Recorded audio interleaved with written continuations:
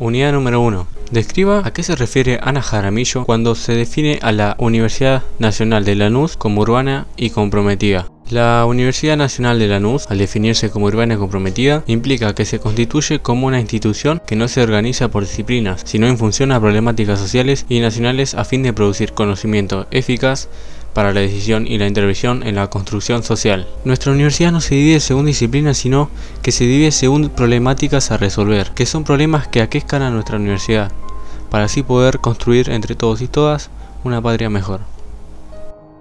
B. En el mismo texto, la autora desarrolla los conceptos de razón crítica y razón decidida. Explique en qué consiste cada uno de ellos.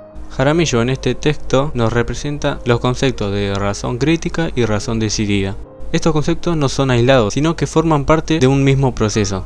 La razón crítica aparece cuando nos damos cuenta que hay cosas en la sociedad que son mejorables o son injustas. Esto lo hacemos a través de tomar conciencia por leer otros autores, refutar lo que nos proponen, investigar. Entonces es la forma de hacer contracultura. La razón crítica permite saber que nuestra sociedad podría ser mejor y no da por sentada la realidad como acabada.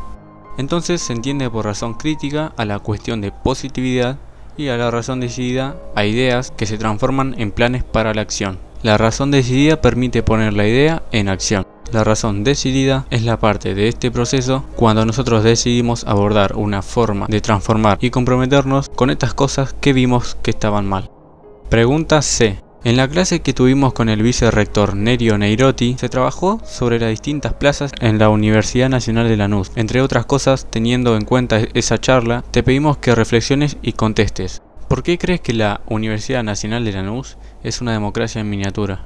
La universidad, al igual que el Estado Nacional, tiene su forma organizativa de gobierno. Dicta las resoluciones a través de la Asamblea Universitaria, que es la autoridad máxima, el Consejo Superior y el Consejo Departamental, que tiene representantes de cada uno de sus claustros, docentes, no docentes, estudiantes graduados y Consejo Social Comunitario. Estos llegan a su cargo a partir del voto. Suma toda la representación que hay en los claustros, departamentos. Cada uno de esos departamentos tiene un consejo departamental que se encarga de elegir al director de cada uno. Unidad número 2. En el texto de Ortiz Recalde se describe el desarrollo de la universidad en la Argentina. Describir las características de la denominada Universidad Modelo Liberal o de los Abogados y su contexto sociohistórico. La denominada Universidad Liberal o de los Abogados fue una institución que dependía de la provincia de Buenos Aires y se fundó en el año 1821, 11 años después de la independencia. Promovió principalmente los estudios para formar abogados, quitando la centralidad que tenía la teología. Así la nueva universidad se libera del hispanismo y la representación de la Iglesia, teniendo en cuenta además que durante la presidencia de Roca se implementa la ley 1420, que esta ley establecía la educación primaria laica y obligatoria. Además, intenta definir la línea política económica del país. La función de la Universidad Nacional o de los Abogados, la función era la de formar jóvenes para las funciones que se requerían, y debían hacerse cargo del desarrollo educativo y alentar el desarrollo científico. En esta universidad, conocida como la UBA, constaba de los departamentos de primeras letras, de estudios preparatorios, de ciencias exactas, de medicina, de jurisprudencia, abogados y de ciencias sagradas. Se buscaba formar jóvenes pertenecientes a la clase alta que pudiesen reproducir y administrar este sistema, estableciendo a la Argentina en el mercado mundial con un país agroexportador. Pregunta B de la segunda unidad. Respecto a la reforma universitaria de 1918, desarrolle el contexto político-histórico en el que se inscribe y que actuó como condición de posibilidad del proceso. El sistema político recién iniciaba la democracia a partir del sufragio universal, y muchas de las decisiones eran tomadas por las élites conservadoras y católicas. Los estudiantes venían reclamando las modificaciones. Tras algunas manifestaciones y huelgas, se modificó el estatuto que permitió el ingreso de los docentes a los consejos, desplazando a los académicos. En el año 1908 se creó la Federación Universitaria de Buenos Aires, FUBA. Los estudiantes de la Universidad de Córdoba cuestionaban la gestión de los académicos y los modos de designar docentes que administraban la institución sin atender gran parte de sus reclamos. 10 años después, en el año 1918, se conformó un comité pro reforma y se elevaron los reclamos del gobierno de la universidad que fueron desestimados. Se generaron manifestaciones públicas y una huelga general que terminó con la intervención de la UNC por parte del gobierno nacional y previa solicitud de los reformistas. Hipólito Yrigoyen atendió los reclamos estudiantiles y designó al interventor José Nicolás Matienzo, que dio por tierra el cierre del internado y modificó el estatuto. La reforma modificó el carácter vitalicio de los consejeros y desplazó a los académicos, proponiendo a los docentes para el control de la universidad. Salinas promovió la consolidación del cogobierno, que es la facultad que tiene la universidad de gobernarse a sí misma por intermedio de la elección de sus representantes en los consejos superior y directivo, en los órganos ejecutivos, rector y decanos. La primera acción del estudiantado cordobés tuvo lugar el 10 de marzo de 1918, con la manifestación en las calles y la conformación del Comité Pro Reforma.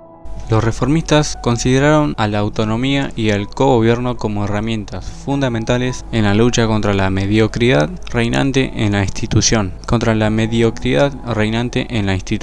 así como la docencia libre, la asistencia libre de los estudiantes y la prioridad de cátedra permitirían la renovación del profesorado, única forma de evitar su burocratización y generar un movimiento permanente de actualización y formación. Logros de la reforma de 1918.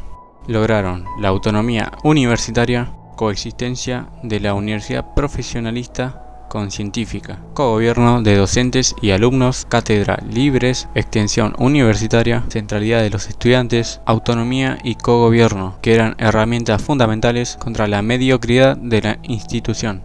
Los objetivos del movimiento reformista. Las demandas de los estudiantes. El objetivo del movimiento reformista era la autonomía universitaria, elección de los cuerpos directivos y de las autoridades de la universidad por la propia comunidad universitaria, con participación de sus elementos constitutivos en la composición del gobierno. Se trataba de lograr la mayor independencia posible para el quehacer universitario, sacudiendo las trabas que le imponían supeditación a la Iglesia, el gobierno y los sectores dominantes de la sociedad. Se plantea un cambio de relaciones entre universidad y sociedad, sobre todo a partir de prácticas como la extensión universitaria. Las demandas de los estudiantes. Desde el año 1903, los estudiantes venían reclamando la modificación de los exámenes, la reforma de los planes de estudio, la desaparición de las academias y la validez de un concurso en la Facultad de Medicina. Pregunta C. Mencione las características que hace Jauretche a la reforma universitaria de 1918. Arturo Jauretche critica la separación del movimiento reformista de su base de sustentación original, que era la representación del pueblo en el Estado. La reforma que nació con Yrigoyen se convirtió uniformemente anti-yrigoyenista, volviéndose contra el movimiento nacional que la generaba. La universidad continuaba formando egresados como profesionales para su aprovechamiento, dejándolos al margen de las preocupaciones e inquietudes que lo vinculaban al destino del pueblo y el país al que pertenecen. En el fracaso de la reforma fue que no supo integrar la universidad en el país. Jauretche critica la politización del estudiante, los maestros a enseñar y los estudiantes a aprender. Dice que el reformismo terminó siendo funcional a la clase dominante. Sostiene que la reforma ha dado mejores frutos en el resto del continente, que presentó aproximación del universitario a la realidad inmediata, que en nuestro país que principio por desconocer y contradecir el hecho histórico que le daba nacimiento. Unidad número 3. Pregunta. A partir del texto de Dussel y Peneau, donde se describe el surgimiento de la Universidad Obrera Nacional, UON 1918, responda. ¿Cuáles fueron los argumentos del oficialismo y la oposición en el debate parlamentario sobre el proyecto de la creación de la Universidad Obrera Nacional? Reformismo. Opositores planteaba: la Universidad Obrera Nacional es una creación demagógica para deshonrar la universidad tradicional.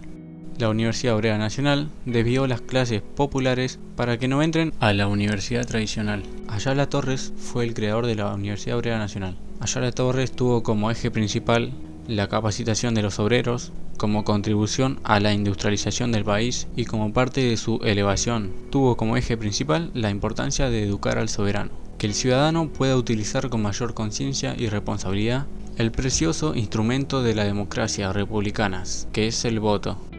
Del Mazo, dirigente reformista y oposición parlamentaria, mayoría radicales, sostuvo que la UON era de formación de un proceso educativo normal, por preferir el lado instrumental que el de integridad. Diferenciación acentuada por la universidad entre poderosos y obreros. Del Mazo denunció que habían dos tipos de vida educativa, cultura general para unos y cultura insuficiente o nula para otros. No se la puede considerar universidad porque no hay estudiantes universales, solo ingresan obreros, y no hay universalidad en los conocimientos, tipos de conocimientos enseñados de menor jerarquía de lo normal. No se los puede considerar verdaderos ingenieros. Debían ser cultos e inteligentes, hábiles para elegir y tratar gran cantidad de distintas clases sociales. El verdadero ingeniero aprende en la vida, no en la escuela. Delepiane decía, la solución estaba en integrar a los obreros a las universidades ya existentes y no crear otra. Pregunta B. Desarrolle las características más importantes de la Universidad Obrera Nacional. Gobierno, características institucionales, carreras, perfil de los estudiantes, docentes, modalidad de cursada. Características del gobierno de la Universidad Obrera Nacional. Rector obrero egresado de la escuela sindical, estaba asesorado por un consejo de coordinación industrial, manejaba las decisiones políticas y administrativas. Vicerrector. El vicerrector posee títulos habilitantes, experiencia y capacidad técnico-profesional. Él elaboraba planes de estudios, revisaba los programas y supervisaba los exámenes. Secretarios. Personas con experiencia técnico-educativa y poseer títulos habilitantes. Dentro de ella existían diferentes sectores. Ingenieros, determinación curricular, sindicalistas, vinculados al gobierno y al partido, pedagogos, discusión didáctica contemporánea sobre educación y trabajo. Características de la Universidad Obrera Nacional, creada en 1948, inaugurada en 1953. Para ingresar a la Universidad Obrera Nacional se debía tener título de técnico de fábrica, otorgado por la Comisión Nacional de Aprendizaje y Orientación Profesional o escuelas industriales, comprobar su condición obrera, tener certificado de buena conducta, consagración honrada al trabajo y respeto por las leyes. La composición social de la Universidad Obrera Nacional, significativamente obrera y en menor cantidad. Alumnos de la Comisión Nacional de Aprendizaje y Orientación Profesional. Podría decirse que solo se incluyó una pequeña parte de los excluidos del sistema educativo tradicional. Organización curricular de la Universidad Obrera Nacional. Unidad entre teoría y práctica, enseñanza activa, historia sindical, legislación laboral. Se dictaban clases en turno vespertino, de 7 de la tarde a 11 de la noche, para que pudieran concurrir los que trabajaban, y habían cursos los sábados. Se dictaban clases en grupos pequeños, buscando relaciones más estrechas entre profesores y alumnos. No se permitían alumnos libres y se debía tener un 75% de asistencia. Era obligatorio la asistencia a los actos. La Universidad Obrera Nacional posibilitó a los obreros ocupar uno de los primeros puestos en la jerarquía de los saberes relevantes. Planteó la reformulación de la relación entre el sistema educativo y el mundo laboral. Unidad número 4. Describa por lo menos dos de los desafíos para las universidades públicas argentinas, establecidos en el documento del CIN, Consejo Interuniversitario Nacional. Algunos de los desafíos de la Universidad Pública Argentina son: articular un sistema universitario público argentino solidario e inclusivo, que asuma un papel protagónico en la construcción de una sociedad en la educación. El conocimiento y los bienes culturales se distribuyan democráticamente, que genere oportunidades.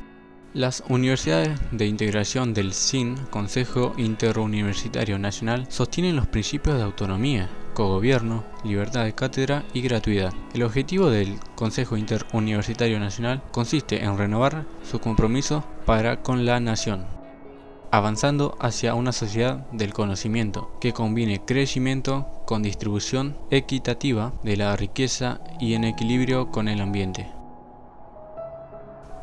Generar formación de ciudadanos responsables. Incrementar la cantidad de graduados calificados. Impulsar un modelo que se distinga por la calidad la relevancia y la pertinencia de la enseñanza. Avanzar en el control de la deserción, promover el uso de las nuevas tecnologías, de la información y la comunicación, asumir el compromiso social, universitario y reforzar las acciones del servicio de la sociedad.